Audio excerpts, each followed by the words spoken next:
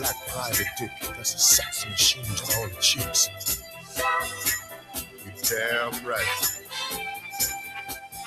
Welcome back. Welcome back. I'm back off vacation. Welcome to the Radical Republicans live show. Every Sunday night, 8 p.m. Eastern Standard Time, bringing it to you live, unfiltered, unedited, uncensored, unapologetic truth, and unscripted as well. So I see Joe Olson is in the house early. Thanks for tuning in. Thanks for everybody else that's going to tune in tonight, tuning in as well. Carolyn, I see you. Welcome in. Hopefully everything is good for everyone. Hopefully you can hear me 5.0 too. Hopefully we don't have any gremlins tonight. Hey, Susan, the turtle lady is in the house. Y'all know that Susan does sea turtles. She rescues sea turtles and make sure they hatch and guard over the nest and make sure those sea turtles make it to the sea. So I think it's a very, very cool thing. Thank you for doing that. Nature is beautiful, even when some things are not all good, like the fires in Washington right now, even though that most likely wasn't nature. I guess a guy had admitted he set at least 3 of those fires. And oh my God, we got Miss Nicole in the house early tonight. Man, this is going to be a good show. This is going to be a good show. This is going to be a good show because Nicole is here early. But thank y'all for tuning in. We got a good show. We got Larry Johnson coming back. Jamie is in the house off of his anniversary. Everybody say happy anniversary to Jamie. I think it was 14 years. You guys know I've been knowing Jamie a long time. We served together in the USS Navy. Jamie is also a Navy Chief Petty Officer, and his wife is as well, my friend Giselle. Well, welcome to you guys. Welcome, man. This, you know, you guys know, after all of this, right? After, people go in at me, I tell them about different stuff. And now there's rumors that President Trump, and I'm going to talk this, Larry Johnson will be back tonight as well. And as soon as I can get through my monologue, I guess he'll be in around 8:30. But, Trump is thinking about taking a deal without nuclear. Getting the nuclear weapons or nuclear dust. Please open back up the Strait of Hormuz. Right? I mean, you guys know, everyone that watched this show, whether it's live, whether it's on tape or whatever, even if you hate what I have to say, even if you hate it, I mean, I've been saying this since February 28th. I mean, I told you from since day one, and I'm going to say it again tonight, plainly, so nobody can pretend that they didn't hear it. You might not want to hear it, but you can't pretend like you didn't hear it. And so I want you guys to hit the like button on this, share it out, okay, so everybody can at least hear it so they can't tell you they didn't know, right? I mean, is it obvious now that what I've been saying, that we do not control the Strait of Hormuz, and we never did? At least in this war. At least in Operation Epic Fury, we've never controlled it. I mean, we haven't controlled it since, and I've said this before, since I was standing on the flight deck,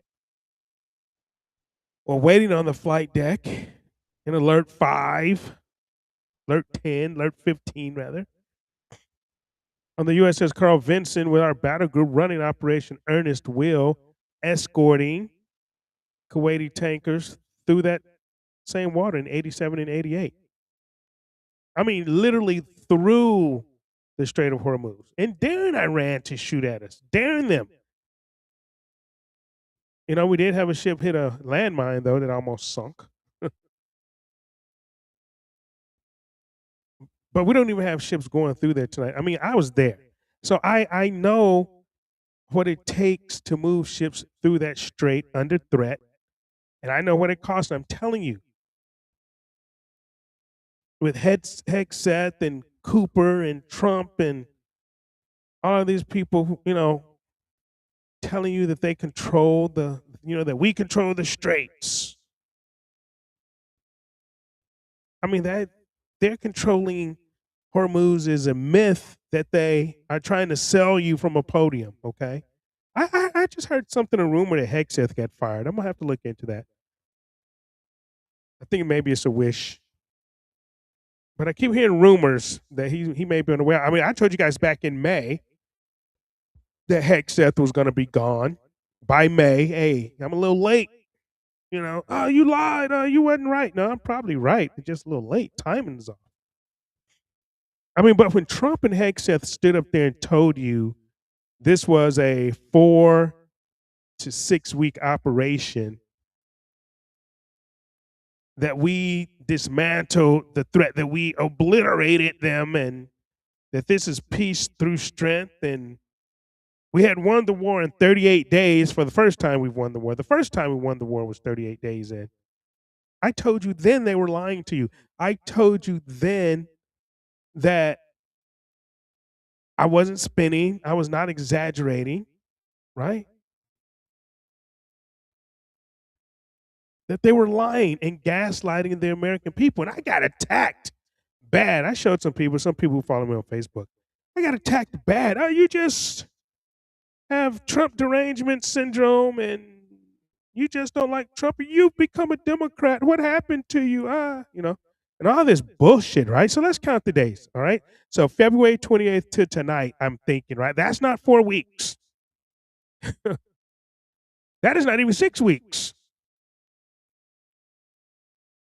That is over 5 months, day 160 plus. And literally, where do we actually stand on 160 plus day? And I told people then, you're going to be asking, why do we even go to war? I told people then, right? Out of the MAGA cult that was coming at me, you're going to be asking, why did we go to war then? What was all of this for? I mean, because the strait is closed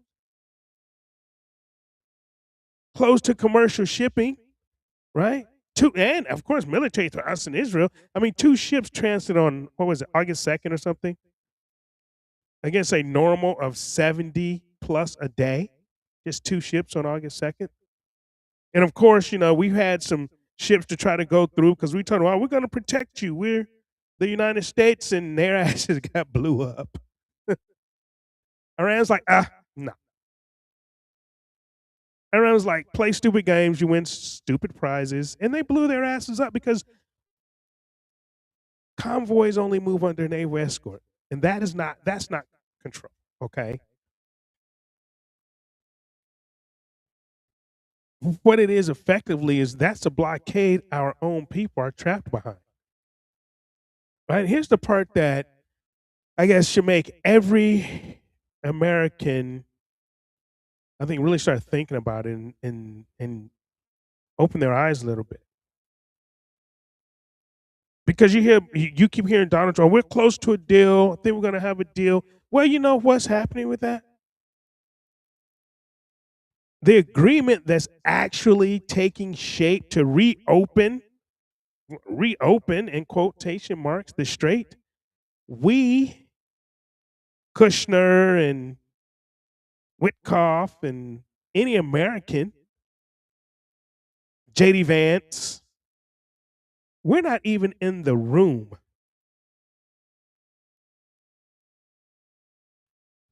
That agreement is taking place between Iran and Oman.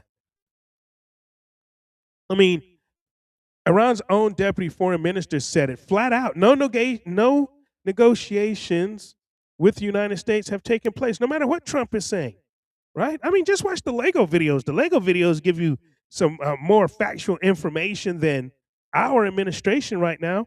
I mean, and then you got Trump, of course, going on Fox News and tell you very good discussions are underway with Tehran. We're underway with Tehran.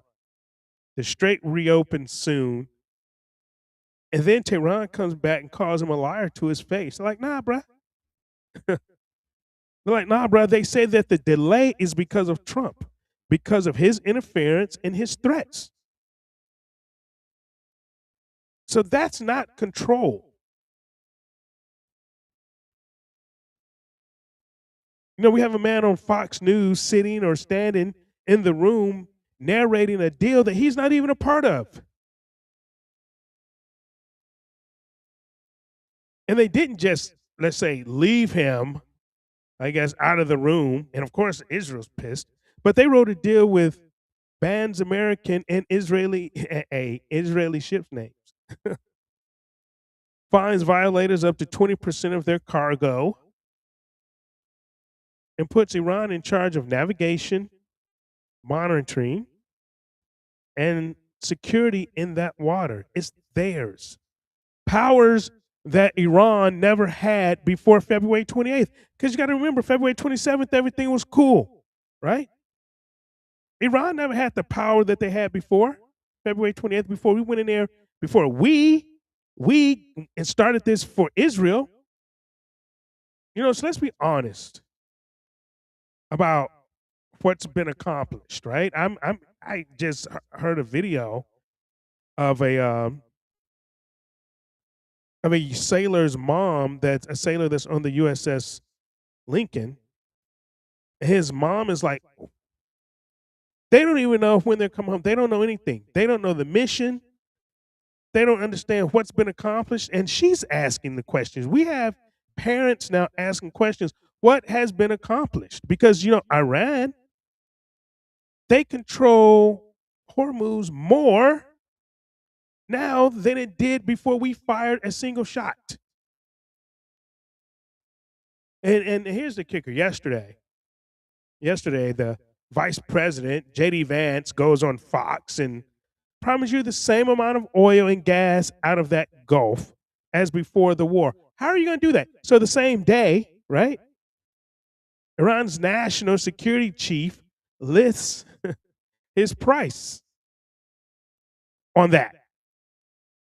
And what J.D. Vance goes on to say, okay, well, you're going to get the same amount of oil and gas out of the Gulf as before the war. And Iran security chief said, yep, we're going to end the war. To get it, you're going to have to end the war.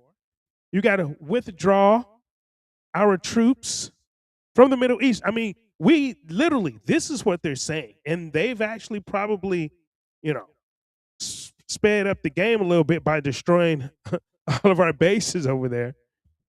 But they said we have to withdraw entirely from the Middle East. I'm going to play a clip. Once Larry Johnson comes on, I'm going to play a clip. And you're going to hear him say that. And we must pay Tehran compensation. They want, yeah, I say, reparations. Tehran is calling for reparations. Where's my reparations? Hold on. Where are the reparations for the black folk? Hold on, right? Tehran wants reparations. So the vice president is on television narrating a reopening while Iran is on television reading out the ransom. So who the fuck is in control? That's not strength. Peace by strength by peace, or peace by strength. I think it's more like a hostage negotiation where we are the ones paying the ransom. Right? That's what it sounds like to me. And it's just not Hormuz. This is the thing that people don't understand, right?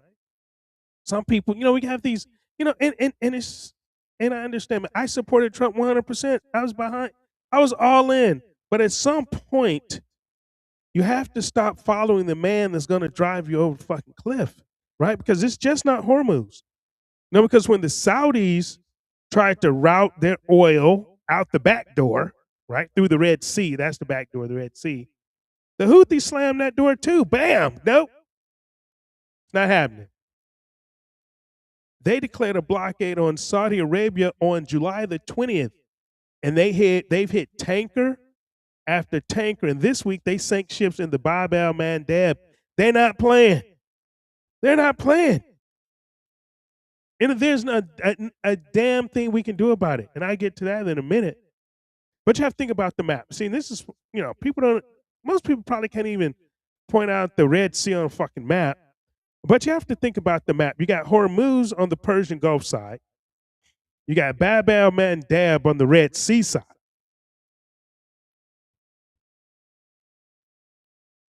Both of the region's great choke oil points contested and blocked and taken over at the same time. At the same time, so roughly about 25%, you got like 20% from the Gulf and 5% from the Red Sea, where of the world's seaborne oil runs through there, right? About 25%, 20 through Hormuz, 5% through Bab el Mandeb. So there's no clean route left. There's nothing, there's no way, none of it is coming out. None of it. I mean, they've hit the Houthis, they've hit Saudi Arabia's pipelines that was sending out. Nope, shut that down. That's done. So I guess this is what winning looks like, right? Because obviously we've won the war 48 times. Obviously, this is what winning looks like in Trump's eyes, in JD Vance's eyes, in Hegseth's eyes, this in the MAGA cult. This is what winning looks like to you guys. See, but here's what keeps me up at night. And people that know me know I'm up all night. I don't sleep. See, but here's why I've been hammering this and saying this since February, right? Not just because I was there and I knew it. It's not just that we're losing face, right? It's not just that we're losing face to the world or in the world's eyes. It's that we've spent our arsenal doing it. So we got the CSIS, the Center for Strategic and International Studies. And that's a mainstream Washington think tank, defense think tank, for those that don't know. And, they put out a report authored by a retired Marine colonel. And, Trump is on this thing now about traitors, because we're sending out information or whatever. Sit down, boy. Sit down. Hold on. And he estimates, this is what he does for a living, estimates that we're down between 759 and 827 Patriot interceptors. And we'll go over some numbers soon as Larry Johnson comes on. So about a third of what we had before the war. That interceptor is down between 234 and 278 from 452. And these things we don't make here. Trump people say, we're getting our weapons from overseas and they're coming in fast. Well, a lot of the rare earth minerals and materials that we need to make these are controlled by China. And guess what China's not doing? China ain't letting it out of China. So Reuters and CBS report that we've burned through nearly all of our long-range ATACMS and precision strike missiles. And it's gotten so thin that commanders and we had this commander over the leader of Eurocom. He's one of them. So those that commanders in these different theaters that we have our Navy are now choosing not to shoot down Iranian missiles headed for empty stretches of our bases, rationing interceptors to make them last. So they're letting missiles come through that, we don't have people there anymore. So, I mean, just let it hit them, man. We can't shoot them down. And so rebuilding this takes years. Rebuilding these, they're talking about missiles may not be ready again, some of these, the newer ones, until like 2032.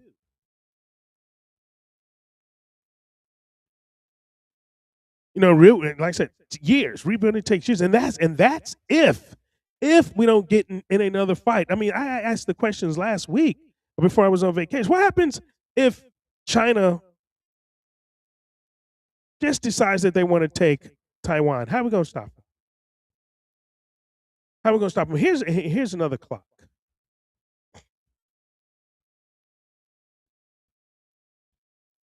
And this is one of the biggest ones because this is a major national security risk.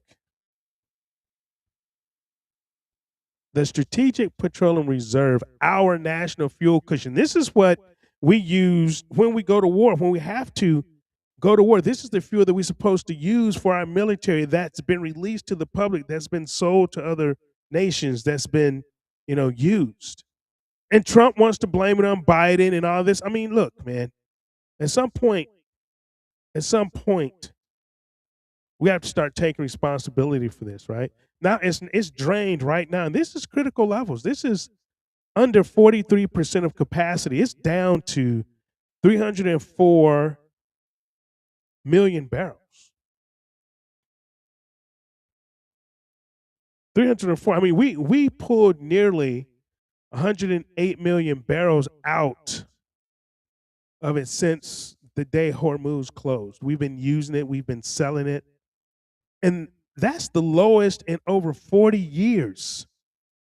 The lowest since I was on the Carl Vinson. I mean, the lowest since I was a young sailor. And the IEA now says that our commercial, talk about commercial, right? Talking about planes, trains, and automobiles. But our commercial oil cushion is depleting so fast that is being measured now in weeks and not months. Remember when we were saying, "Oh, we're 3 months out, 4 months," and now we're in weeks. That's like here in Idaho, where I live. Between where I live and the mountains, we measure snow in inches. They measure snow in feet. So this is where we are. So ask yourself the question that nobody in Washington wants to ask out loud. We do it here. We do it here because these are the questions that we know you deserve to have answers to. But if Russia moves tomorrow, if China moves on Taiwan tomorrow, what do we do to defend ourselves with? What do we defend our allies with? Because we can't do it right now. We have spent our ammunition, whether Trump said, "Oh, he gave it all. He gave all of our ammunition to Ukraine." That's another war we shouldn't have been in. Okay. Said that too. That's another war we shouldn't have been in. So Biden gave all the munitions, gave them all to Ukraine, Trump says. I mean, but we've drained our reserve. We are spent, people. In a spent military is not a deterrent. We are in a national security crisis. A spent military is an invitation to foreign countries. And this is the part that I've been telling you again since day one, since February 28th. I said it when everybody was cheering the shock and awe, right? Trump says, "We obliterated everything. We destroyed everything. We won." And I said this. I said, all Iran had to do was survive the opening blow. They had to survive the first punch. They had to survive the shock and awe and then just wait. Because it seems like people talking about, "Oh, well, Trump is playing 5D chess," right? No, I think Iran is playing chess and we're playing the checkers. They've been studying. They say, "Oh, well, Iran's been blowing us up been fighting, killing our Americans for 47 years. No. I said, no, they've been studying us for 47 years. They knew. And what was it, June, the 12-day war back in June 2025, right? That was a test. They were calculating. They were counting the numbers. The Persians are some of the smartest people in the world, and all of their generals, all of their top officials, they all have master's and doctor's degrees. Where the people that run our country, shit, man, half of them, they don't have master's degrees. They have doctorates. These are some of the smartest people, And they knew we'd empty our magazines in the first month showing off. They knew that, right? Because Trump said it. Oh, it's only gonna take a couple weeks. We're just gonna hit them with everything we have, right? So they knew that. They knew that our fuel reserve had a clock on it. They knew that. And right now, that clock runs out about now in mid-August. We're here. We're right around now. You know, they didn't have to win. I said this. They did not have to win the opening. They just had to outlast it. They just had to survive. Right? So here we are, 5.5 months later. They're straight, their terms, our empty magazines, our drained reserve, and a vice president and president on Fox promising a reopening that that Iran gets to veto.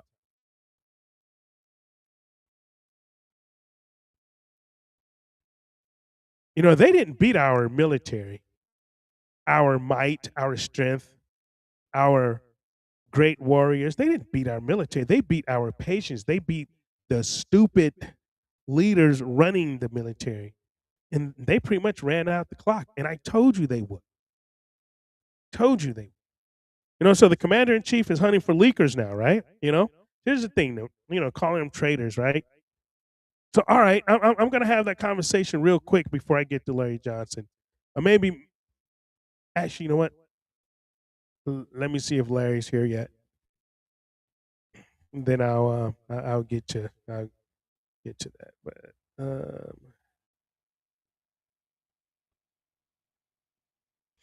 me just make sure.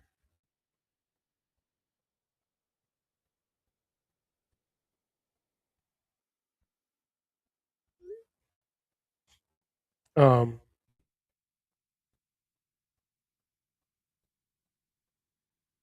Copy this to Larry one more time. All right, but and I'll probably go through this with Larry if unless he's late. He's texting me back now. But Jackie Gingerberg in the house. Jackie, nice to see you. Okay, so he's gonna come in at 9 o'clock. Okay, so I can finish. Okay. So Larry's gonna be a little late. He'll be there at 9. Larry is one of those people. Everybody want him on their shows, man. Everybody want him on the show. So let's have that conversation, right? So I'm gonna just slow it down.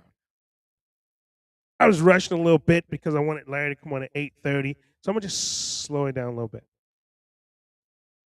So let's talk about who the real traitor or traitors is or are.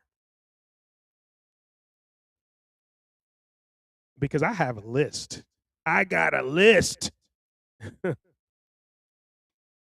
every name on it took the same oath I took. An oath to the Constitution.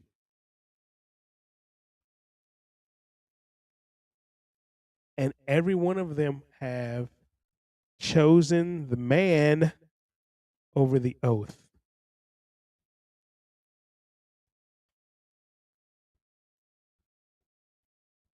So I have friends that were in Bahrain on February 28th, day one. Day one. When the Iranian missiles came down on Fifth Fleet headquarters, the headquarters of the U.S. Naval Forces Central Command. Jamie is aware with this. Is aware of this. We spent many nights in Bahrain, many days. So some of my friends were hiding where they had to. They were hiding in the garages underneath the hotels. American sailors, Americans taking cover in underground parking structures while drones slammed into the residential towers. About a 15-minute drive from the base, slammed into the base, Central Command. See, and Hexeth's not going to tell you this. Trump is not going to tell you this. Vance is not going to tell you this. I mean, when that happened, that base was torn up. I mean, it and rendered, okay, in Pentagon's, this is something they did say, in the Pentagon's own words, that base was all but uninhabitable. They couldn't live there.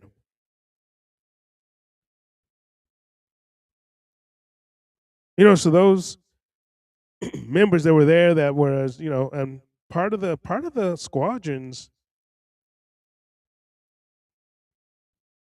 that I deployed with to Bahrain. I mean, they had to get on a bus. I mean, most of them survived. So they had to get on a bus. And they had to take an 8-hour ride to Saudi Arabia because Saudi wasn't getting hit yet.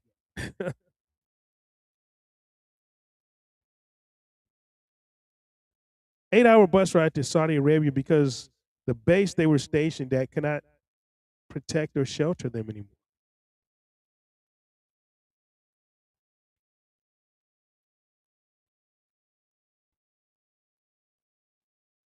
So did you hear that from Fox News? Vance on Fox News? Did you hear that from a podium with Hexeth? Did you hear that from them? No.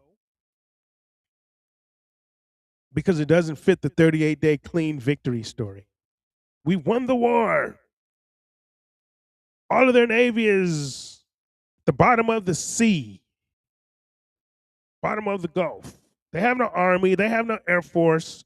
We control the skies over Iran. We control the Strait of Hormuz. The nuclear weapons have been obliterated. So while they were telling you that, they were relocating our people to hotels and office buildings. So much that the locals and civilians were raising real concern about that we were using civilians as human shields. Yeah, they never told you that. Here's one of the darkest, I think, things that happened. One of the darkest lie of all that I said from day one. They were lying to you. They were gaslighting you. And that was about the dead and the wounded totals. I mean, because in 27 years around the military, around the Navy, around this entire military, sitting on admiral staffs, I've never seen what they are doing right now. They've classified or hidden. That's what classified mean military terms, right? They're hiding it from you.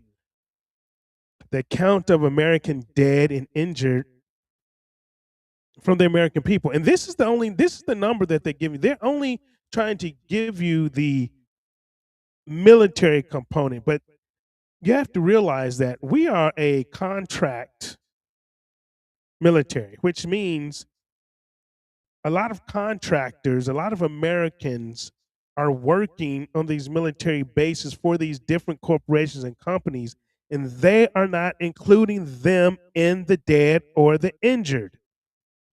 They're only giving you, and not even a good military number. I mean, because is it 14? Is it 18? Is it 100? I mean, who really knows? Because and that is the scandal of this all right now, to me. I mean, the Pentagon's own database shows 18 dead and 624 wounded. See, but that's split across two different ledgers, right? So you sort of have to add them to get the real total because you have some over here, some over here, right? I mean, so we know that they put 18 dead in the system. We know that, but then they came right back, right? And they quietly changed it back down to 14, pulling 4 fallen soldiers right off the list because they invented a brand new category. Not killed IA, not killed in action, KIA, right? They invented a brand new category called overseas operations. And that was in order to move the fallen off of the war books, right? Same missiles, same coffins, different filing cabinet, different ledger, totally different ledger. Oh, overseas operations, right? Well, if we're at war, but we're not really at war because Congress never declared war. Oh, and they didn't call it a war; it's just an excursion. You know what Trump said? It's just a little excursion. So they created this category, overseas operations. So I mean, and we know, well, I know, now you know, that they took two soldiers, First Lieutenant Tyler Freehand and Private Isabella Gonzalez, killed by an Iranian missile in Jordan. And first they tell you they died in the old anti-ISIS operation from 2014. Then they changed their minds. Then they moved them under Epic Fury. Then they shuffle the dead around. I mean, they shuffle them around like they're like little items on the spreadsheet, man. The fuck are you doing?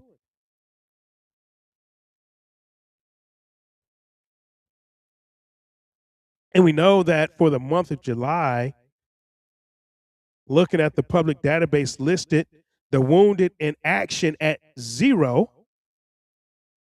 Yeah. Yeah, 0. So after the department itself had admitted nearly 100 new injuries,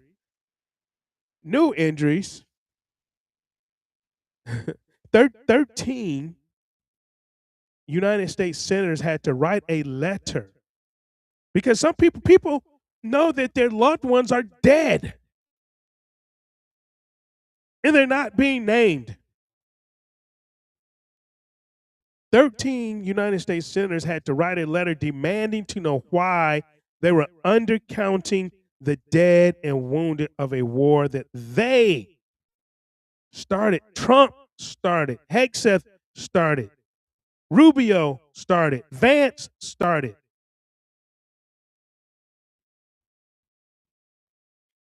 So I'm going to ask the question: who is the traitor? Who is the traitor? Is it the person who has the right number and tells you the truth?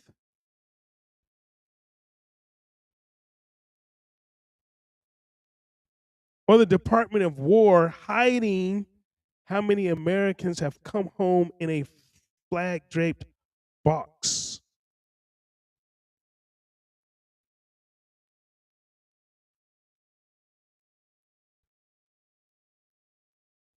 And while we're at it, let's just talk about the bill, right? Let's talk about how much it costs because you're paying it. You're paying it. I mean, you had Hegseth, the Secretary of War. I knew when I told you guys that when they renamed this shit, the Secretary of War, instead of the Secretary of Defense or the Department of Defense, they named it the Department of War. Hegseth himself told the Senate oath, under oath. And I hope when I get off here, I can verify that he's fired and that Trump fired him or he's going to get fired or something in that nature because he's a piece of shit. Said under oath that this war cost $37.5 billion so far, but we can't pay for health care. But we can't pay for college. We can't give people tax money back. What happened to the $5,000 Doge or the $2,000 checks for Doge? What happened to all of that? So independent analysts at CSIS put the real number around 40 billion. That was an independent analyst.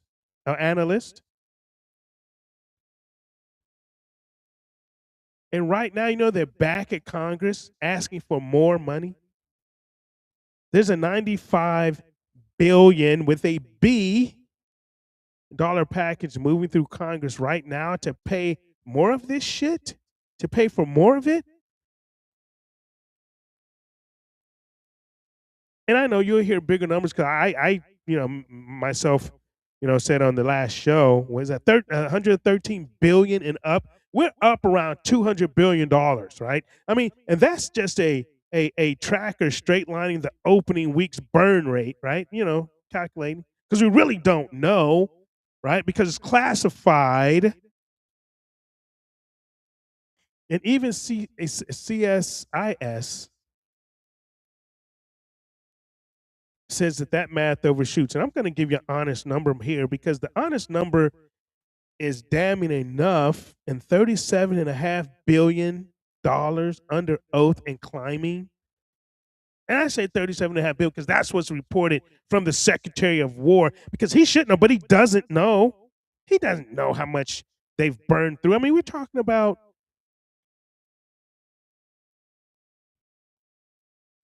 planes, destroyed bases, the operating costs.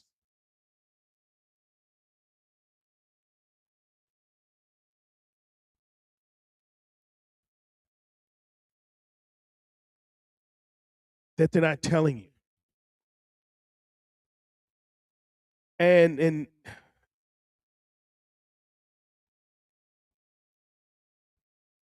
this part here, I sort of got to be careful, but this part here, right? Because this hasn't been on Fox News. Boomers hadn't heard this. I mean, I don't watch Fox News anymore either. I watch clips just for the show, to get ready for the show, or some post stuff. But most of you have never heard this. I mean, you guys can, in the chat, once I say, have you been told this or not, or have you heard about this? But this is the one. This is the one: corruption in broad daylight. This is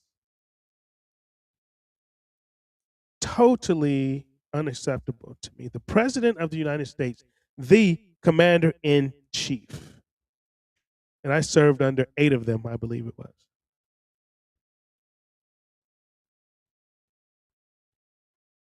And we talk about traders, and we talk about making money, and we're talking about the stuff that should not be happening. And people wonder why I'm angry, why I'm not Team Trump any longer. The Commander in Chief is now selling access to his own words. We already know that what I've said, every time they talk about, oh, well, we're going to bomb the hell out of them, and now we're not. Oh, there's a deal. We're going to bomb the hell out of them. That's all about the market manipulation, right? You guys understand that he's been manipulating the market. Scott Bessent, the treasurer, has been manipulating the markets with their news conferences, with their words. So now President Trump is now selling access to his own words, because on August the 1st, I was on vacation when I heard this. On August the 1st, his company launched something called Truth API. And if you think I'm lying, you can look it up for all of you. And I know it's a lot of people that watch this show and don't say anything because they are still Trump fans. So look it up. I haven't like scrolled the chat yet. But something called Truth API. So for $100,000 a month, listen to me. Listen to what I'm telling you. The President of the United States launched something called Truth API on his Truth Social for $100,000 a month. Wall Street firms get his Truth Social posts before you and I do. Before you and I do. So milliseconds early, probably minutes, and in high frequency trading, milliseconds are worth tens of millions of dollars. If you know day trading, if you know stocks, if you know this shit, right? Milliseconds early in a high frequency trading milliseconds are worth tens of millions of dollars. So think about what this means with this war. When he posts a threat against Iran, oil goes up. When he whispers peace, oil drops. And now, for $100,000 a month, the richest firms on Wall Street can be on the right side of that trade every fucking single time because they see the post before the market does. Now tell me that shit ain't criminal. Tell me that's not traitor. Traitor is to this country. And here's the kicker.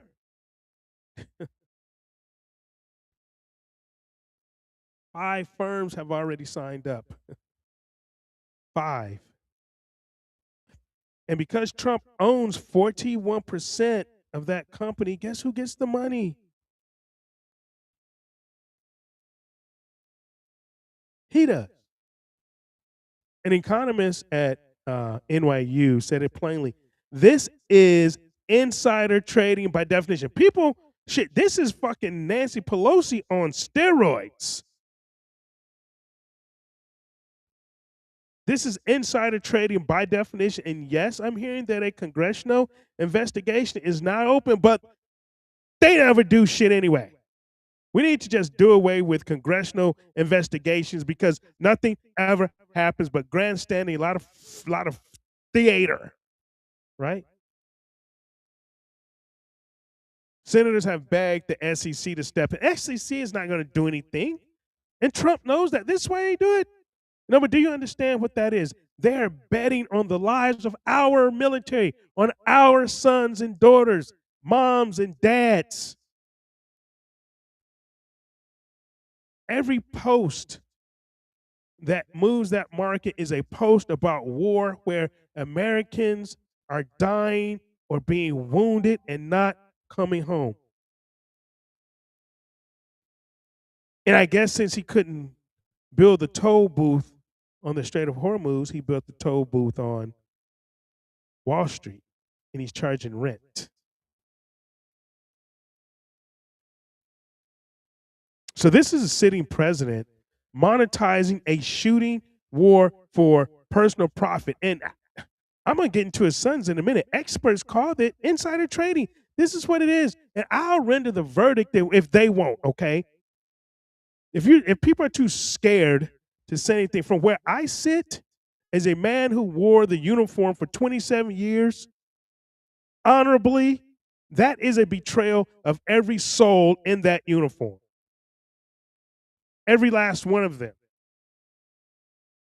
And it doesn't stop there, okay?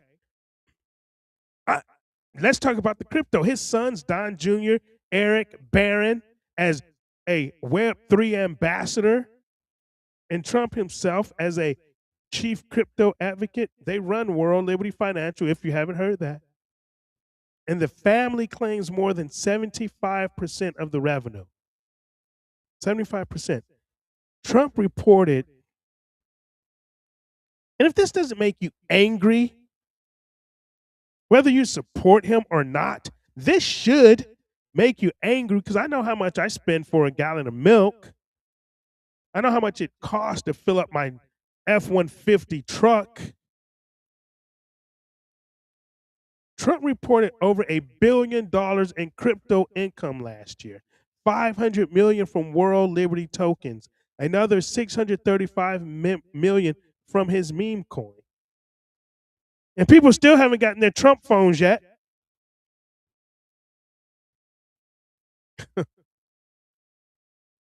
Who ordered a Trump phone? And here's where it stops being greed and becomes a national security threat. Here it is right here. So days before the inauguration, get this. The family, and this is open knowledge. This isn't Chief Bell just coming in on Trump.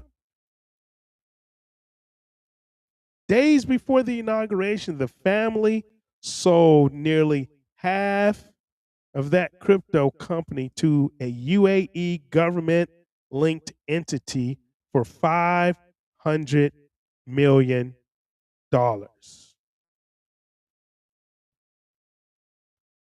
And a second Emirati government fund routed $2 billion through the Trump's family owned stablecoin. And shortly after, the administration, this is what they did, man. You guys got to watch it. Shortly after that, right? The UAE, now I'm telling you, the UAE, right? $2 billion, 500 million, $2 billion. So shortly after, Trump's administration reversed a Biden era rule and handed the UAE access to advanced American chips. Is that pay for play?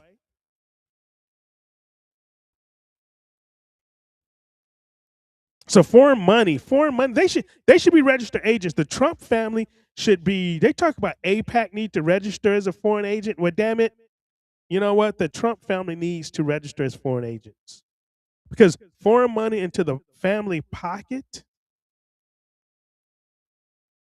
one way, American policy out on the other side. Here's a number that you won't hear. An ethics watchdog has counted more than 3,700 conflicts of interest. And guess who the CEO of that crypto firm is? The son of Steve Witkoff. The very man Trump sent to negotiate with Iran, doing business with Pakistan, the country mediating the talks that was. You guys see what's happening here? And that's what happens to the honest people inside to tell the truth, right? I mean, what happens? I'll say that. What happens to the honest people who tell the truth? They get fired. When the Defense Intelligence Agency says that our strikes only set Iran's program back a few months, contradicting Trump's claim they totally destroyed and obliterated the director of the DIA, a 3-star general, was fired. Did you know that? Did you know that? So, to tell the truth about this war, you lose your stars. And this is why Cain, raising Cain, as Trump called him, is the chairman of Joint Chiefs now. He was a retired 1-star. 1-star generals don't become the chairman of the Joint Chiefs. You have to be a 4-star or above. So you tell the truth about the war, you lose your stars, and they bring in some patsy ass yes man, a 1-star, then they promote him to 3 stars or 4 stars, whatever the hell he is now. So that's the message to every honest officer left in the military. Shut up or you're next. Hexeth has been, have they fired? Shut up. I'm waiting on the UCOM commander to be fired because he said, look, we don't have enough missiles. We don't have enough. I need at least one more cruiser because if it comes down to defending us, the United States, or Israel, I'm defending the United States, and I'm looking for that guy to get fired soon.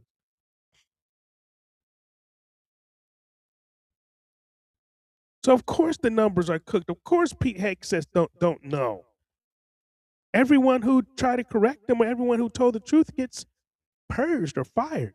You know, and all of it, I guess, I'll say this, I think Larry will be in a minute. Every dollar, every buried or classified casualty, every empty magazine, missile launcher, it actually, all of this encompasses and flows from one original sin, and everyone in Congress, I told you I had names, right? 535 of them, maybe except one, Massey, committed the original sin. This war was never declared.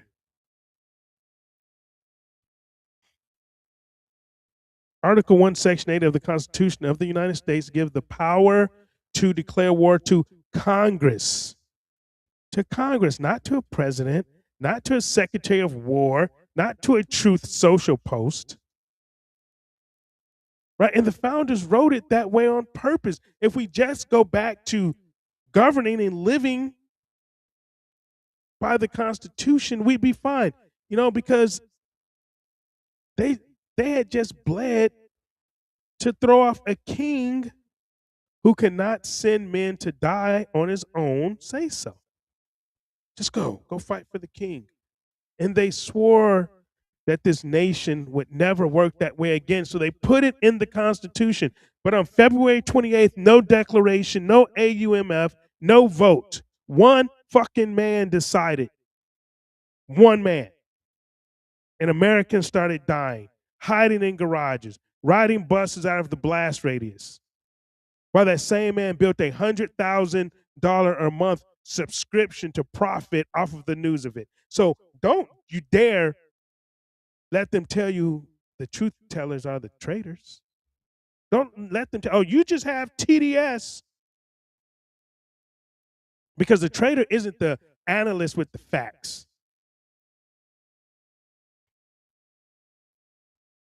It's the man holding the empty magazine behind his back telling you that you're wrong.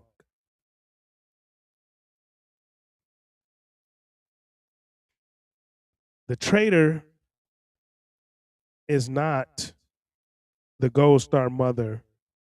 It's the man profiting off the war that killed her son or her daughter.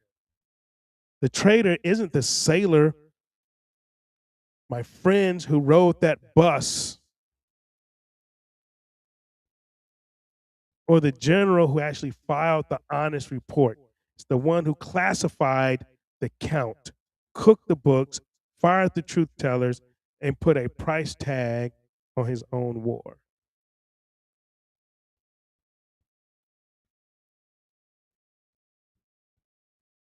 I mean, I wore the country's uniform for 27 years. I swore the same oath they did to the Constitution, not to any man. And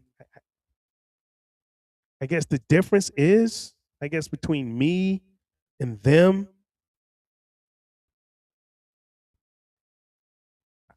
I still mean it.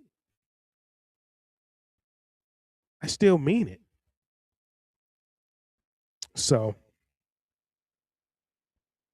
that was my monologue for tonight. So we're going to get to Larry Johnson here in a minute. Excuse me. Pardon me. Let me go through the chat I haven't gone through the chat, man. Let me roll through. I've been on a rant.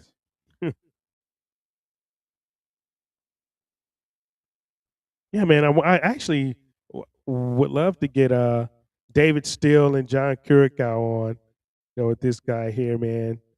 And so I'm bringing Larry. Sonar 21, you guys seen him before when he comes in. Sonar21.com, ex or former, I'd say, CIA analyst. Larry, you can come in when you want, man. You're muted and your camera's off, so. But John Curacao and Larry Johnson. There we go. Yeah, man, there you go. I was having trouble getting in. Too many buttons to click. Yeah, man, I hear you. Welcome back, man. Good. Oh, you got a new shirt? Is that a new one? No, dude, I got like 20 of them. 20 of these, not thousands, about 20. Yeah. Have to keep me going for almost a month. Oh, I hear you, man. I hear you. Well, hey, man, welcome back to the show. We appreciate you, man. Appreciate you. Hey, man, so I guess since we last talked, man, it's just so much shit going on, man. I mean, I read a lot of your threads, man, because I go over to your blog, Sonar 21, and I think on August 6th, you know, I read something about the Iran agreement, which it comes with Oman, will not open the Strait of Hormuz, as we know, right? Yeah. You know, so you wrote this week in about the Oman deal that it won't that it won't open or move. So I've sort of walked through and tried to tell people why it won't open, but walk people through why an Iran-Oman agreement that they're having because we're not at the tables. They don't want Witkoff and Kushner and Trump and Vance at the table anymore. But why doesn't that reopen the strait? And why does Trump keep saying this shit, man? Why does he keep gaslighting and bullshitting the people? You know that the strait's going to be open. Had JD Vance on Fox News saying that the same amount of oil and gas are going to flow through the Strait of Hormuz soon. I mean, no, walk people through the bullshit, man. Well, number one, let me correct you. The strait is open, don't you know? Trump said it's open. So he did say that, right? yeah. So, look, Iran's in firm control of the Strait of Hormuz. And it has that control because it has what are called mini submarines, underwater drones, surface level drones, aerial drones, coastal defense cruise missiles, as well as short range ballistic missiles, as well as a Navy. They still have a Navy, even though Trump says, "Oh, it was obliterated, destroyed." No, they still got the Navy there. And Iran's made it very clear: you want to come through the strait, you got to fill out the paperwork. And they've got a site. It's called the Persian Gulf Strait Authority, PGSA. It's not like back in the day when you were on board ship sailing into Bahrain.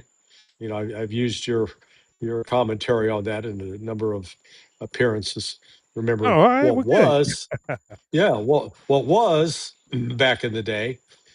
And we also should talk about the kind of chow you got on board ship compared to the shit they're serving now. Oh man, it's horrible. It's bad.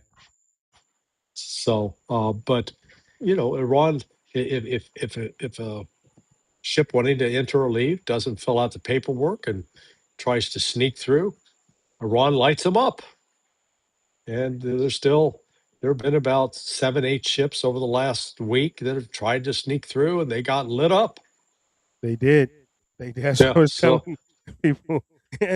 Iran's not having the shit, man. They're like, no. Trump's setting up, these companies. And I don't understand why they keep trying Iran. Why do these ships keep trusting, when Trump says, you guys go through, we're going to, insure you, whatever the fuck. Why do they keep trying that and they get the shit blown out of them, man? And they see this. Why do they keep doing that? Flat learning curve, or maybe a negative learning curve. You should look at what had happened before and say, what's our chances? It makes me begin to wonder if the United States hasn't set up a private insurance arrangement that they tell these ship owners, hey, we got you covered. You go in. If you lose your ship, we'll pay for it. The ship owners go, oh, okay. I mean, they did. Well, Trump did come out and say that. I remember, that that the United States would protect and insure, your ships. When the Lords of London stopped, they raised their prices so high that these ships couldn't afford it. And then Trump came out and said, okay, well, we'll cover your ship. So maybe that is it. Maybe a couple of these companies, probably a couple of companies that he has stock in. That every time he sends the ship there, they put puts on the stock on the company because it's going to get blown up. That's a way to do it. So right now the Iranians and Omanis say they're close to a deal. We'll see, but the essence of that deal is still going to be Iran's going to be in control, and nobody's getting in or out unless they fill out the paperwork. And the paperwork is simple. You got to file an application online.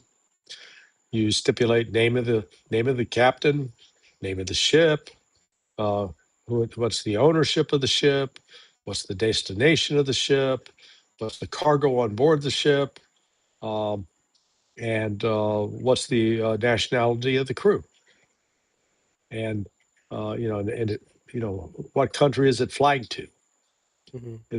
What Iran wants to make sure is that no ship that's going to Israel, owned by Israelis, having anything to do with Israel, is going to go through. It's not staying out. It's going to have to stay in or stay out. And they're going to do the same to the U.S. until the U.S. releases all of the frozen Iranian funds. Right. So once the United States lifts all sanctions, restores all the frozen funds, stops the blockade, then Iran will say, okay, we'll let U.S. ships come through. But Yeah. not until then. I'm gonna play this clip. At least I'm gonna try to play this clip. Been having problems, but this is a response Strait to of Hormuz will not be I guess opened. 80 vets on No American warship has the right to enter the Persian Gulf. The American presence in the Persian Gulf is the main cause of the insecurity of the last 50 years. Without the U.S. leaving the Persian Gulf and the Strait of Hormuz being controlled by the countries of the region themselves, especially us and the country of Oman, who are on both sides of this strait, it is impossible for security to be established. The end of the war is also in our hands. We will look at the end of the war when, first of all, we have received all our damages from America. Secondly, we must reach a 100% guarantee about the future, which is not possible without the U.S. leaving the Persian Gulf. Therefore, the second condition is the withdrawal of the U.S. from the Persian Gulf. Strait of Hormuz will not be... All right, so with him saying that, the Strait of Hormuz, or let's just say the Persian Gulf region, they want us gone. What's the feasibility of that we're going to leave the Persian Gulf forever? I know most of our bases have been, and by the words of the Pentagon, uninhabitable. So are we done in the Persian Gulf? Well, the reality is we have left. We haven't announced it, but we're like that family whose house burned to the ground. They may still own the house, sort of, but they don't live there anymore. They've moved in with the relatives. In this case, we moved in with the Israelis. So there's no sign this is going to get turned around anytime soon. So this is the United, and that was Iran's stated objective. They wanted the U.S. to leave. Two ways to get them to leave: either they leave voluntarily, or you run them out. And that's exactly what Israel's done. They've run them out of town. I mean, that's what the Iranians have done. They've run them out of town. So they don't have any. There are no real good options for the United States right now. If they want to go in and reestablish, the only way they're going to do that is they got to reach a peace agreement with Iran. Because otherwise, they go back in. Iran is going to be lighting them up every night. Yeah, and without no defense missiles, because you were dead on last show that we talked about the missile stockpiles that we have. The CSIS now, I guess, has us under, and this number may even be too high, under 827 Patriots and 278 THAADs. Where do you see that now from an intel standpoint? Yeah, well, I wrote about this first on April 3rd. I'm glad the rest of the media is now caught up. Even the New York Times stay out there. Hey, we're running out of missiles. Well, no kidding. Nothing like no shit analysis after the fact. Look, the assembly like the Patriot missile, the PAC-3, it takes about 2 years from start to finish. I mean, good God. A missile that takes 2 years, and the cost of them are between $4.5 and $6 million a piece. But then the only one little problem: 78% of all Department of Defense, I'm going to use the old term, Department of Defense Thank you. weapons, those require four rare earth minerals and tungsten. Well, who controls the four rare earth minerals and tungsten? That be China. And China has just made it clear, no, we're not selling you anymore. We'll only sell those rare earth minerals if we're guaranteed they're never going to be used for any kind of military product. They can only be used for peaceful civilian products. And if you can't assure that, you're not going to get them. So the United States we're short. We don't have the rare earth materials needed to produce the number of weapons we want to produce. That's simple. I was going to ask you what did you think? And I know what I think, but Moscow and Beijing, and themselves, I guess they have the calculations on it too. They know pretty much how much we spent and where we are right now. Do you think that China would move on Taiwan? And I see what Russia is doing right now to Kiev, and Kiev can't defend themselves. So I think Russia is going to be ending that war pretty soon, by taking over some more territory there. Yeah. So what do you think about that? I don't see China doing anything militarily to Taiwan. They're not going to have to, because they're going to win the battle with Taiwan economically. Up to this point, Taiwan has been king because it's the center for production of computer chips for the West. Well, the problem they got now is where are they going to get their helium? Because without helium, you ain't making computer chips. And 44% of the helium just went up in smoke in the Persian Gulf 6 months ago. And it ain't coming back anytime soon. So China has ample supply of helium. China's making its own chips. China's making chips that compete with NVIDIA. And if China's like anything in the past, they're going to swamp. They're going to make Taiwan almost irrelevant. And at that point, Taiwan's going to be looking around saying, you know what? We might be better off with China economically. Right. Let's go back Yeah. home. Let's go back Yeah. home. I mean, it makes sense. Definitely to do that. So have you ever seen anything like this, man? The way no. that, I mean, Yeah. the way that I talked about the casualties and things of that nature that been classified. I say hidden, but they say classified.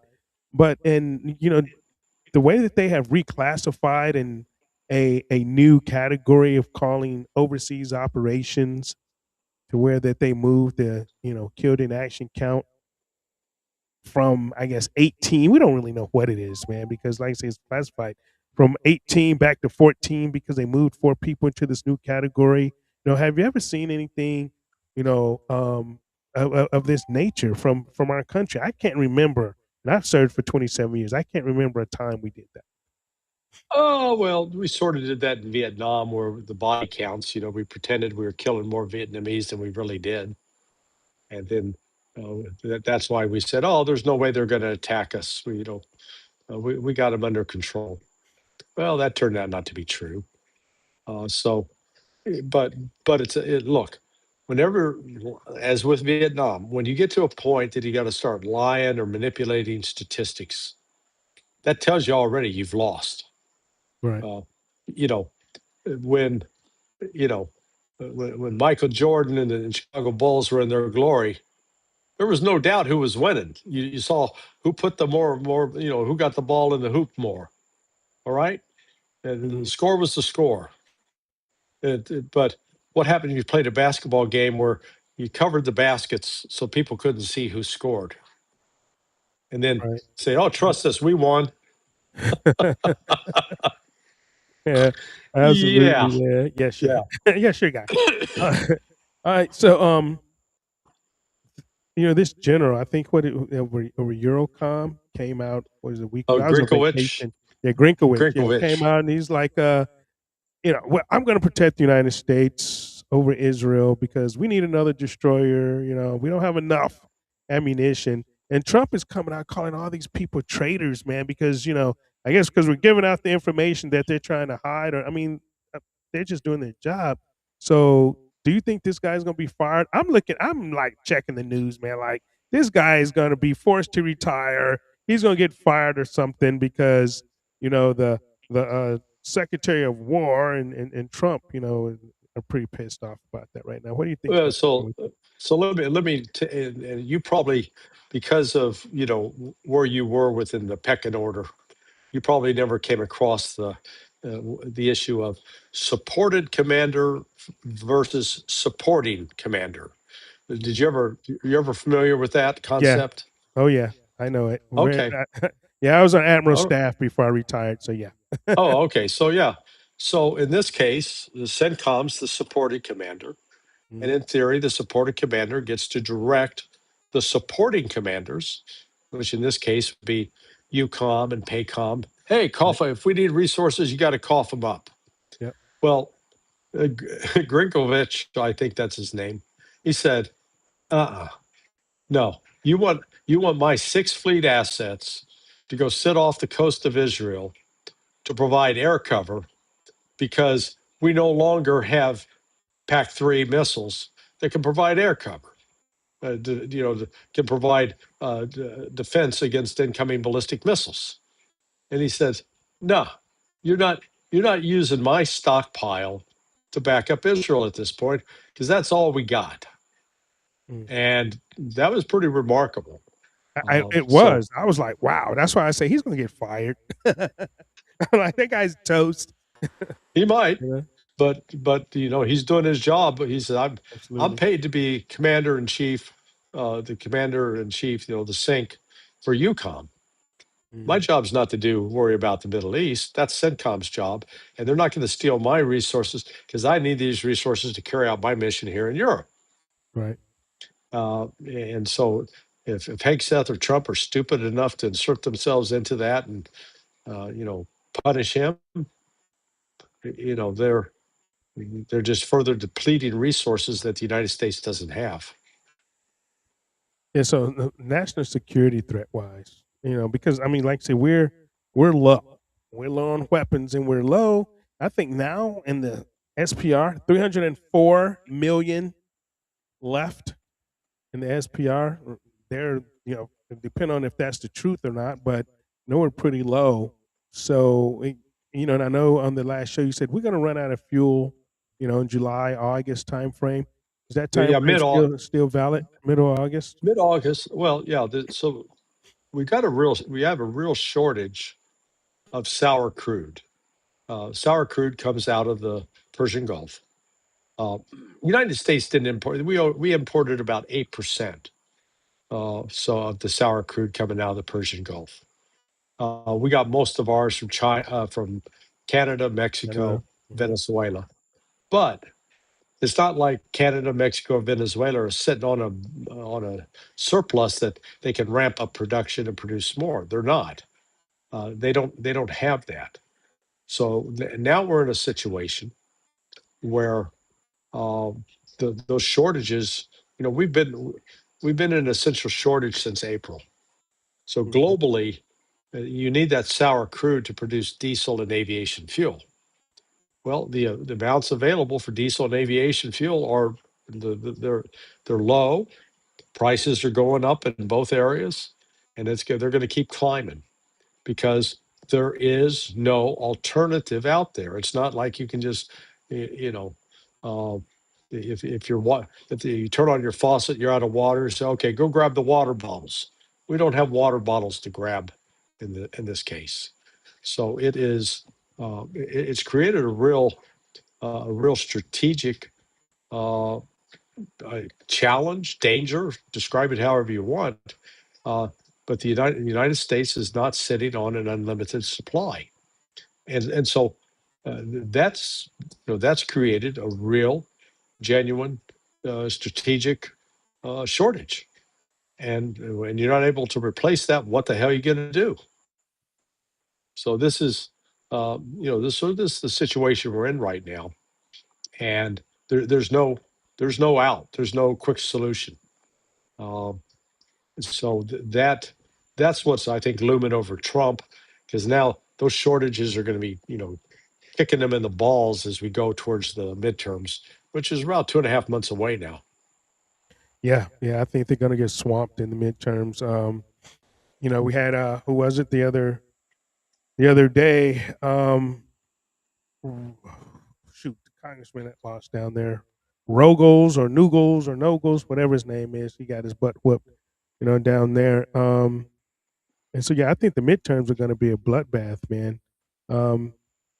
To me, it was shaping up that way. Rich Barros, who's a pollster. Yeah, I got to spend some time with him last weekend in Chattanooga, and he said, man, it's ugly out there. He's talking to people who are just genuinely pissed off. Right. Former former Trump MAGA supporters. I Mm-hmm. actually talked to, excuse me, I talked to one on Friday. Do you remember Mark McCluskey? Mark and Yeah. his wife, The the, gun, when the they came through, they were out on the porch with the ARs and shit. Yeah. yeah, Loved it. his Yeah. wife was waving around the handgun. I mean, oh my Right. God, I need to Yeah. go teach that lady how to Right. properly handle a Yeah, pistol. exactly. She She's was watching limp too much wristed it and TV. She everything. was- Yeah, yeah. but he ran Trump's campaign in Pennsylvania in 2016. Right. So we're not talking somebody who is just a stay at home dad. Just yeah, I support Trump. No, this guy was in the trenches. Uh, Mhm. he is now split with Trump over the whole issue of Israel, and that's we're in what I call an 1854 moment potentially. In 1854, you had the two political parties were the Democrat Party and the Whig Party, Right. and what split the Whigs open was I guess it's called the Missouri Kansas or the Kansas Nebraska Compromise. So basically, Stephen Douglas pushed through some legislation that was going to allow the new states created out of the Louisiana Purchase to decide whether or not they wanted to have slaves. Right. And there was a strong segment within the Whig Party that was very anti-slavery, and there was a strong there was another segment that was sort of hey, slavery's okay by me as long as I'm not the slave. Mm-hmm. Um, and that split them. And out of that emerged the Republican Party. And the Republican Party gained strength because Democrats who had been were part of the Democrat Party, but were opposed to slavery, they said, we can't put up with this anymore. We're leaving. Right. So I think we're in a similar moment right now with respect to Israel. You've got a large number of Republicans that have said, no, we're not going to, we're done putting Israel first. That's not going to happen. We're going to have America first or nothing. And you've got some Democrats like that too. So I see the real possibility. There's going to be another party emerge that's not going to be stuck to sucking on the hind tit of Israel. Right. Yeah. Yeah. I mean, you have that. I've been saying that for a while, and now you have the major, people that got a bigger mic than I do. The, Tucker Carlsons and Thomas Massey's, Marjorie Taylor Greene's, and they're talking about that party, and putting Yeah, it together, yeah, and the money is going to be behind it. So I mean, I can see that. I mean, it's well needed. Something definitely needs to happen here because the this uniparty system is dead. I'm on a campaign, even run, when I ran for Congress, but I'm on a campaign now. I'm like, don't vote for any incumbent. I mean, we just need to right. restart. We need to burn this whole shit to the ground. Everyone up there is compromised, except maybe one or two people, and you just have to. You just have to have a great reset. The great reset needs to start in Congress. And, I wish I had a bigger mic and a bigger, platform to where, we can put it out there. But I'm like, hey, no incumbents, man. Just it doesn't matter. It doesn't matter. Just no Yeah, incumbents, just see what happens, and in 2 years, if it's not right, we'll do it again. I mean, but either something like that is going to have to happen, or it's going to end up bloody. I think, just like Frederick Douglass said. You had the voters box, the jurors box, and the cartridge box, and we're pretty much almost out of options. Because we got the Supreme Court with some crazy ass rulings. We got these rogue judges, we got the rogue, compromise, bought off and paid for Congress, and so, the voting doesn't seem to be working too well, so I mean, eventually people are just going to get pissed off because, we're just getting ripped off, we're getting raped and bent over, and having to pay for these wars that's not ours, of course, and most of it, like you said, is for Israel. And I'm glad, more people are starting to break the silence from the fear of being called anti-Semitic and anti-Semitism and shit, and speaking out on the truth about how they feel about the genocide in Gaza, what's going on in the Middle East, and in Israel, how Trump is Israel's bitch, you know, and Yeah. it sort of Oh, yeah. pisses me off because I was all in. I was the only in 2022, the only MAGA with self-proclaimed MAGA candidate that ran for Congress in 2022 in the state of Virginia. So I was all in. I mean, and so now I'm all out. And Yeah. Yeah. I mean, because I'm, like I say, fool me once, right? Shame on me. But you're not gonna fool me twice, man. And this time going around, don't know what happened, but it seems to be all in. I went over all of the billions that he's making and his family is making while in the presidency is dwarfing anything that fucking Biden and damn Hunter Biden did. Hunter Biden was, supporting this crack cocaine habit. I mean, these guys are making billions, and then, they're getting these $1 billion from the UAE and from these Emiratis, and then they're giving them chips, So it's like a big pay for play. I Yeah. told them about this Trump API shit, with Trump, and you get $100,000 a month, you get Trump's truths before anyone else, so they can play the fucking market because it's just been a market manipulation thing, with Trump and Scott Benson is in on it. I mean, so it's just so much corruption, man, and the people see it. Some are just scared to admit it because some are just scared to admit they were wrong. Hey, we got duped. Shit, just go ahead and admit it, right? I was wrong. Yeah. I got duped, but I'm not going to continue to, follow this guy off of a cliff because we're falling fast. But you're not alone in that, brother. And that's what Barros is finding. People like yourself who they bought into the Trump vision. We're going to put America first. We're going to make our community stronger. We're going to make sure our kids that go to school learn how to read and do math, that they are operating at grade level. We're going to make sure our infrastructure at home is built up. We're going to make sure people have opportunities for good jobs. We're not going to be importing jobs from India that take the jobs away from Americans simply because the Indian imports will work for less money. That's sort of a form of indentured servitude. Yeah. So everyone bought. Hey, we're all down for that. That's what and we're not going to get involved in any of these stupid wars. We're going to stop going to war. Man, Trump Trump did a complete 180-degree turn on all of that. And people have put their trust in, man, you betrayed me. It is that sense of betrayal just leads to visceral anger. And so Right. it's deep. And that's what I said. He's done damage to himself on this front that is I don't think he can recover from. Now maybe he's going to try now. So reportedly, he's ready to declare victory and withdraw out of the Middle East. At the same time, I'm hearing from some of my military buddies. Now they're starting to ramp back up. So who knows? They may do something this week to reignite the war, and then we're back to shooting missiles that we can't That we don't replace. have. Yeah, yeah, and from what I've seen, we haven't retaliated against Iran the last, I think, 4 times they struck ships. Trump Yeah. came out every time they strike a ship, we're gonna hit them harder, and all this bullshit that he lays out there for the markets. The last 4 ships, we haven't done anything because we can't. you know, we can't defend Israel, okay, because that's supposed to be the number one. We can't defend Jordan or Kuwait. Kuwait is destroyed, man. Jordan's destroyed. Saudi has gotten into a defense pact with, with Turkey and Pakistan probably to help save their ass, from Iran. So I mean, I just think we're just screwed in the Middle East, and I mean, Yeah. we shouldn't be there anyway.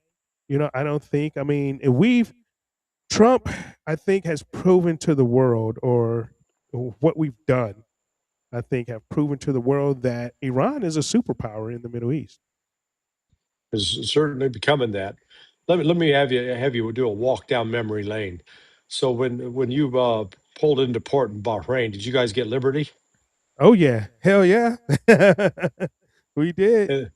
And how was it as a liberty port? Liberty was awesome in Bahrain, man. I mean, you go down to the city, buy the gold, and hit the bar. Yeah, Liberty. I loved Bahrain. That's why, every chance I got, I went back to Bahrain. That's where I would buy my gold and my jewelry for my wife and shit, man. It was cheap, so I mean, it was open Liberty in Bahrain, man. It was no worries, zero worries. We had no threats. We weren't worried about anything in Bahrain. That was Yeah. one of the safest places that we felt in the Middle East that we could have been. Yeah. And now we can't even get a ship up into the Persian Gulf. We don't dare try to sell anything through the Strait of Hormuz because they'll get lit up like the Christmas tree in New York City, or the White House Christmas tree. Yeah. Now also, I don't know if you've been reading about the chow situation on these ships. So I got now. USA Today read an article in April that was described as, because of the war, sailors aren't getting their mail. Well, but the actual article was about the ship on board, the food on board the ships is unedible. It is awful. And they showed some pictures, and I mean, good Lord, they had a piece of meat. I wouldn't feed that shit to my dog. Hmm. They'd be mad. They'd be mad at me. So I got an email 2 weeks ago from an angry mother, and she was said, "Hey, my son just came off of the USS Tripoli, sailor. He lost 30 pounds on that float." And I said, and she sent pictures, text messages, emails. So it wasn't just one exam. I mean, she had multiple receipts, and Wow. so I thought, well, is that just an experience unique to her son? And then when I was at the Robert Barnes conference in Chattanooga last weekend, one woman came up. We started chatting, and I forget how it came up, but she mentioned, "Oh, my son just returned from a float with. He's a Marine. He was on the Boxer." I said, "Oh yeah." I said, I heard from another mother. She said there were some issues with food, and this woman, man, she lit up. Oh my God, let me, and she went through it too. Her son, so the sailor's mom said he came home, he lost 30 pounds. And I saw his before picture, and this dude he wasn't a fat body, he was in shape. Hmm. And so when you got a 22-year-old kid, 21-year-old kid that's losing 30 pounds, wait a second, they're not getting enough. No, They're not not at getting all. what they need. And this woman whose son is a Marine had the same damn story. Hmm. And it's like, okay, the officers, yeah, and Navy's got the worst reputation for this. The Marines, at least, are supposed to make sure that the officers eat last and that the troops are taken care of. But man, they get out on these boats, and officer mess is one thing, and crew mess is another. Hey, the Chiefs mess had the best chow, man. I must admit, on the ships, on the carriers, the Chiefs mess had the best chow. It was even better than the officers' chow. So I must say that. So, but yeah, man, I'm gonna run a clip real quick. This actually came across my feed right before the show, and I was wondering, I'm like, is this like, recent or what, and going down the thing, and like, yeah, this was like today, that came across my feed. It's from a CNN report. I'm gonna add this. Let me see if I can add this right to the show. So, I mean, this is a report. I'm going to just play it. Now, 6 months into Donald Trump's deeply unpopular war in Iran, which he promised would last weeks, we are hearing from the families of U.S. sailors and Marines. Those family members are outraged by the horrific conditions on board the USS Abraham Lincoln. They describe long workdays, moldy showers, food shortages, and sailors running out of toothpaste, deodorant, and soap. They say their loved ones, our service members, are so exhausted after 9 months at sea, fighting a war with no end in sight, that they fear it could lead to deadly mistakes. Here's how one mom describes her own outrage and the conditions she learned from her son over email. Food obviously has been scarce.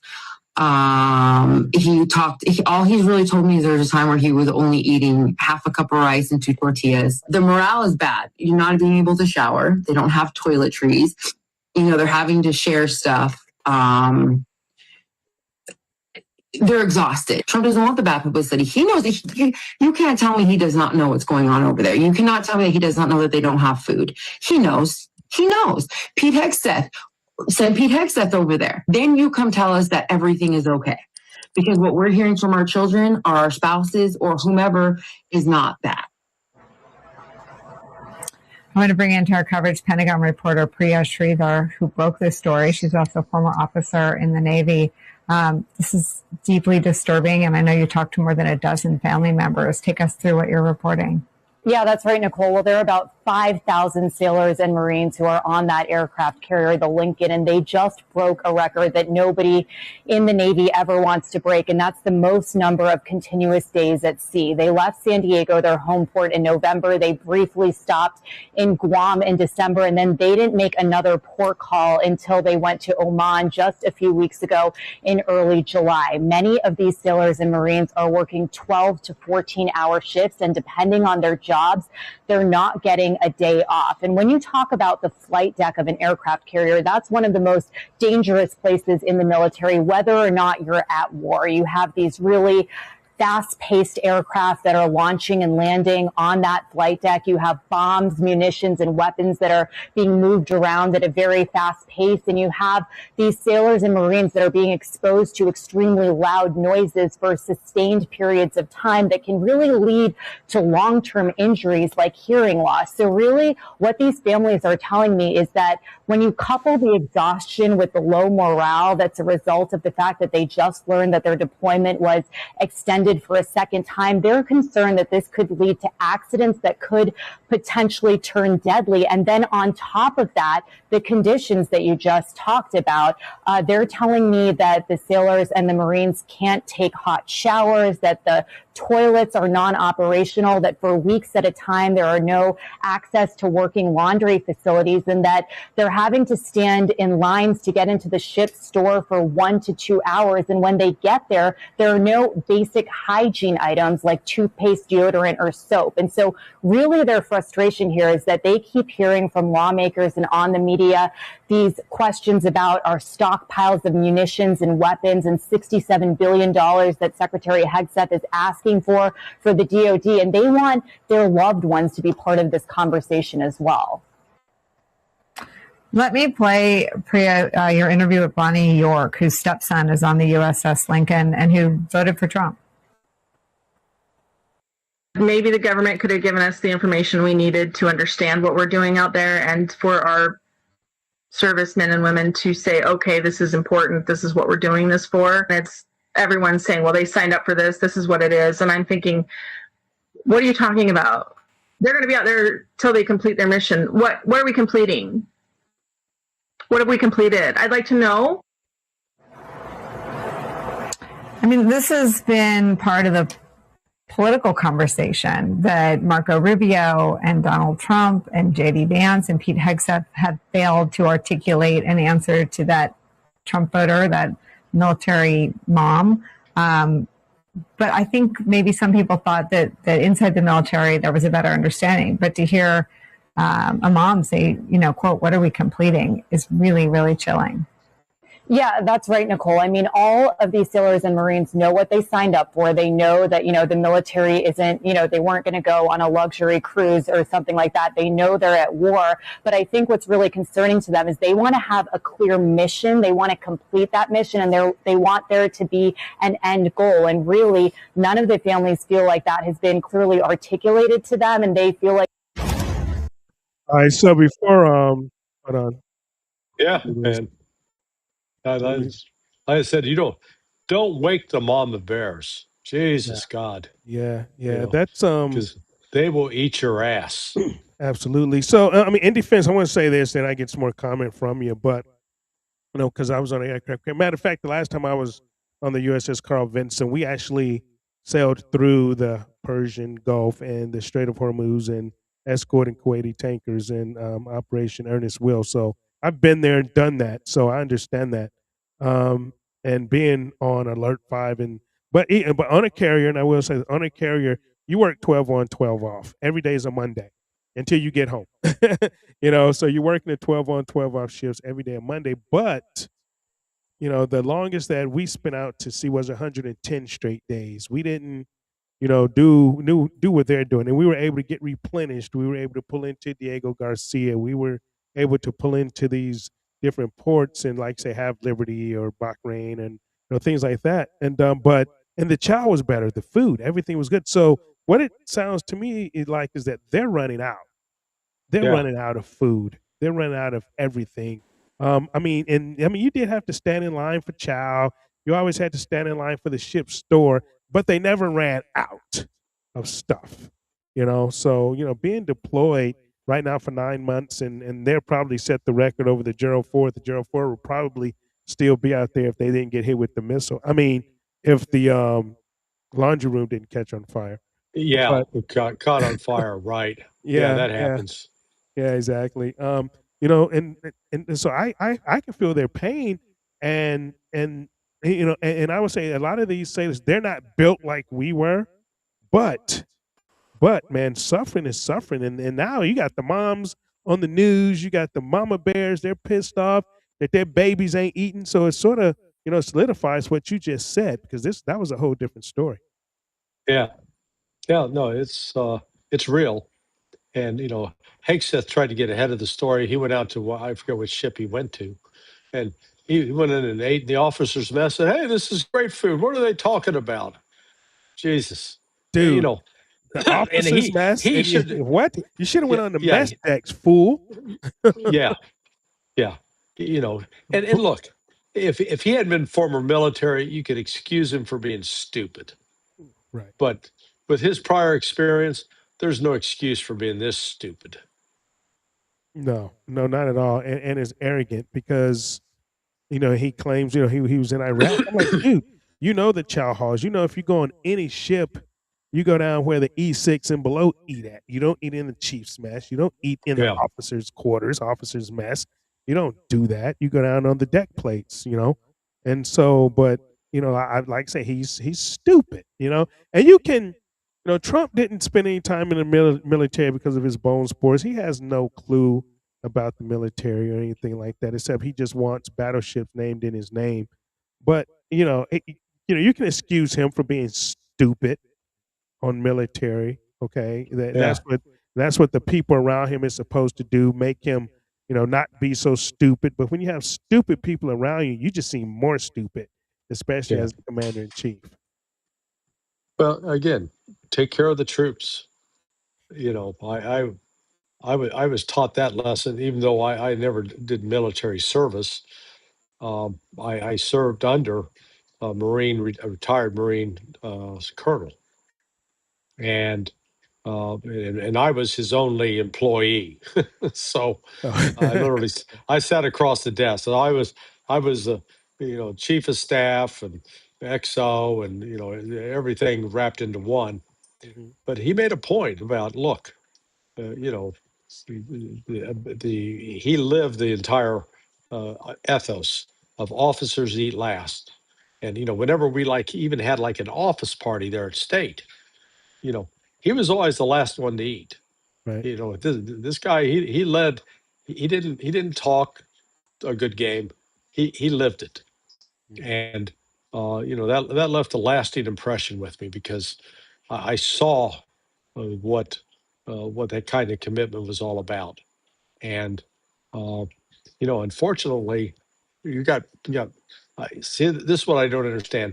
The officers in the okay, Trump's fucked up, but where are the officers?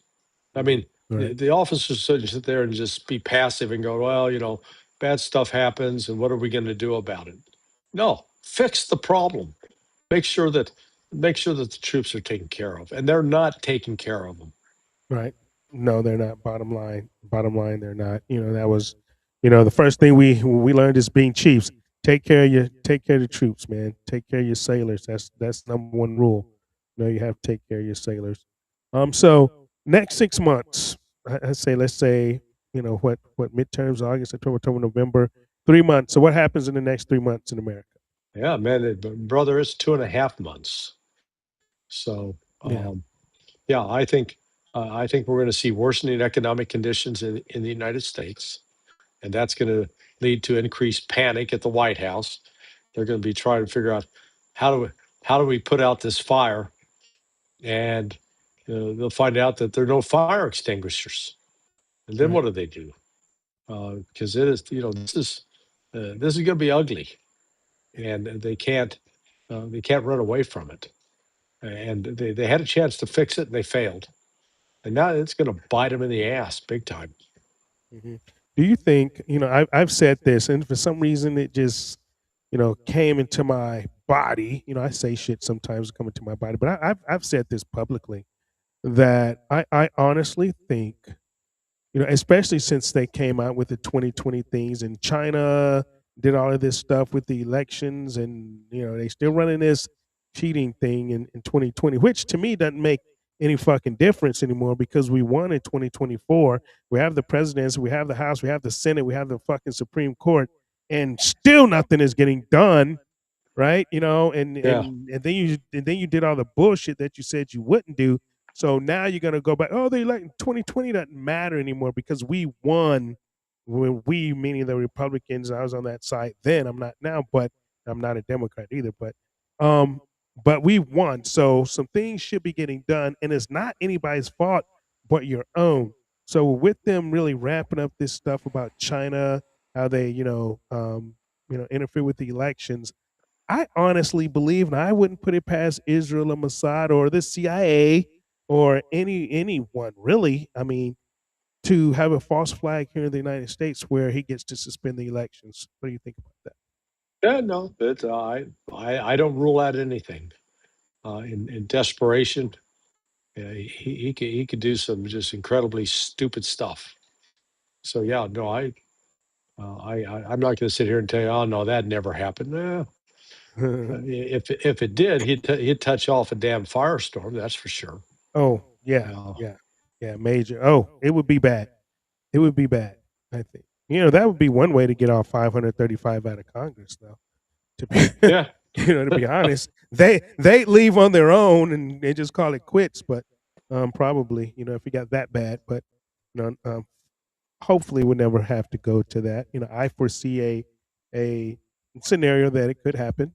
But because if things don't get fixed in this country, at some point, like I say, we need to have another party, and that's going to be, one of those things where, it could be bloody, but it is what it is. The great, Thomas Jefferson said that the tree of liberty must be refreshed with the blood of tyrants and patriots from time to time. So, and we've done this for 250 years now. So, hey, we may be overdue.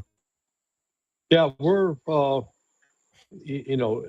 unfortunately it's best to learn by watching what others do and try to learn from say, oh, I never wanted to do that, that was a bad thing to do.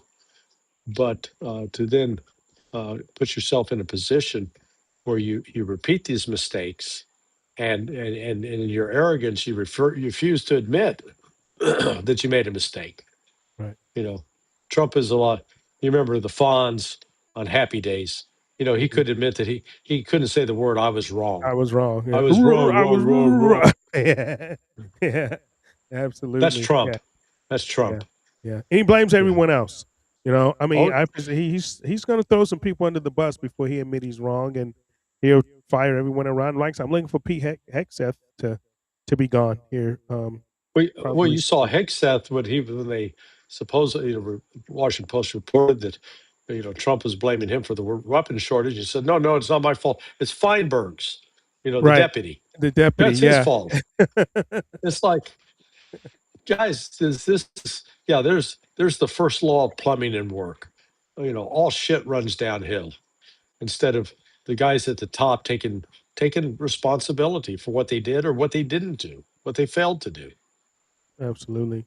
Yeah, was Kane a good choice? I mean, because we know he came out of retirement 1-star. And I explained this a little earlier. He was just brought on to be the yes guy, right? Well, that was good. That was my initial reaction, and then I listened to Anthony Aguilar, who had a prior experience with him, and Aguilar said, "No, actually, he was a pretty good dude."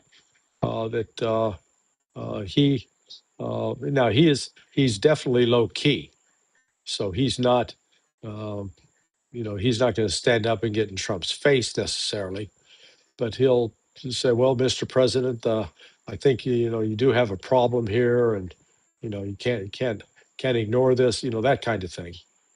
So um, and he's reportedly been very straightforward about saying we're running out. We're going to run out of missiles. We can't continue this pace of operation, or we're going to put ourselves at a dangerous level strategically. So at least he apparently has spoken up on that, and there are other leaks coming out from his office.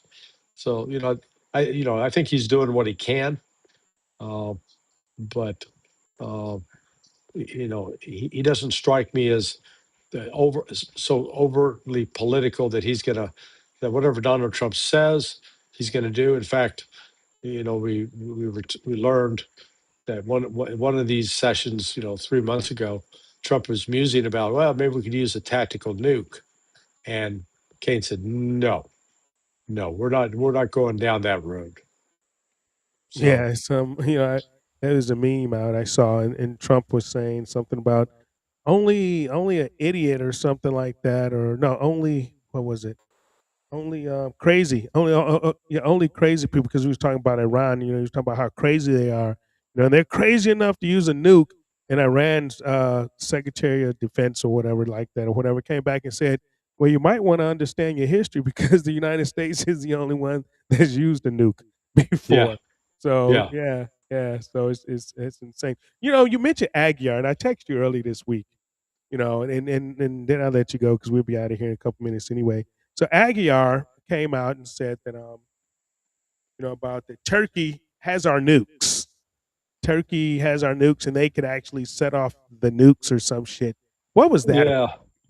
Yeah. Actually, I like Anthony, but he was talking above his pay grade in that, because he didn't know what he was talking about. I had a retired Marine colonel, lieutenant colonel, write to me, and he was just like, "What the hell is this guy saying?" Right. Because he That's said, what I was. he goes, I ran that unit. He says nothing like that gets released without the I guess Anthony was suggesting that field commanders could make that decision, and but no, Yeah, and that's they not the could set off case. the nukes and put them on a I'm like, dude, you need the football for that. You need the coach. You Yeah, need all yeah, of that before you can even yeah, arm a nuke. I mean, gee, dude. I'm like, yeah, what are you talking about? That's why That's why I take. What is this fool talking about? Like, yeah. No, and that ridiculous. he sort of showed his ass on that. Yeah. He should have stayed out of that conversation for sure. Because I mean, to me, I used to I liked him a lot. I listened to Tony as well, but I'm like, yeah, your credibility just got shot with me, dude, on that one, because I'm like, okay, that was really really far fetched, for that. I mean, I've been in Incirlik, Turkey. I've been to all these places. I'm like, I don't think they can set off a nuke on our behalf, though, my man. But anyway, is what it is, man. But hey, thanks, brother, for coming in, man. We gonna, I guess, Hey, wrap it up. always appreciate the opportunity to speak with you, and we get to cover some interesting territory. Yeah, always that. And so hopefully we get you back in next month. Depending on what happens in the world, but we'll try to get you back here next month, man. All right, brother. Thanks so much. All right. Talk to you soon. All right. Thanks, Larry. Later. All right. Bye. Hoorah. All right. There it is. A great Larry Johnson. Hope you guys enjoyed the show. We got about 3 minutes. Who else in here? What is this? Jamie says Bahrain is lit. Yeah, man. It's lit the fuck up right now, bro. There's no liberty. There's no liberty in Bahrain right now, man. Oh, geez.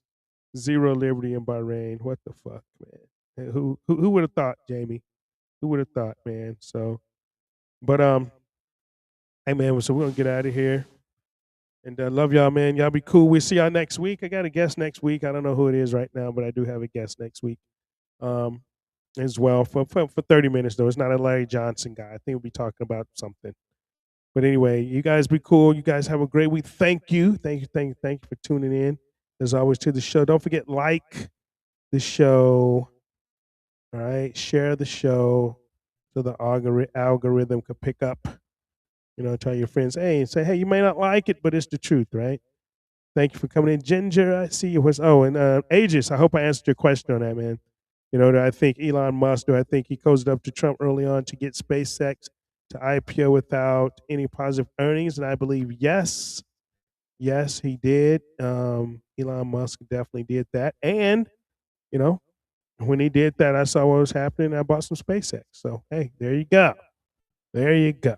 So it is what it is. So you guys be cool, man. I talk to you soon. Stay safe, and we are out. And still, I say this.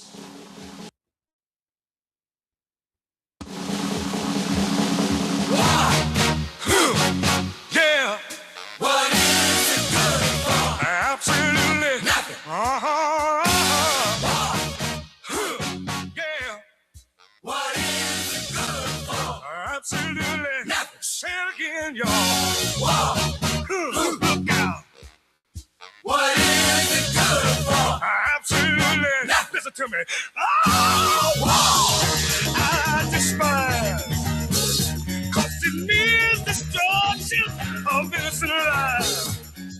War means tears to thousands of mothers die when their sons go off to fight and lose their lives. I said war. Good God, y'all. What is it good for? Absolutely. Get said again. War. Lord. What is it good for? Absolutely. Listen to me. Wow. It ain't nothing but a heartbreak. Wow. Friend only to the undertaker. Oh, is an enemy to all mankind.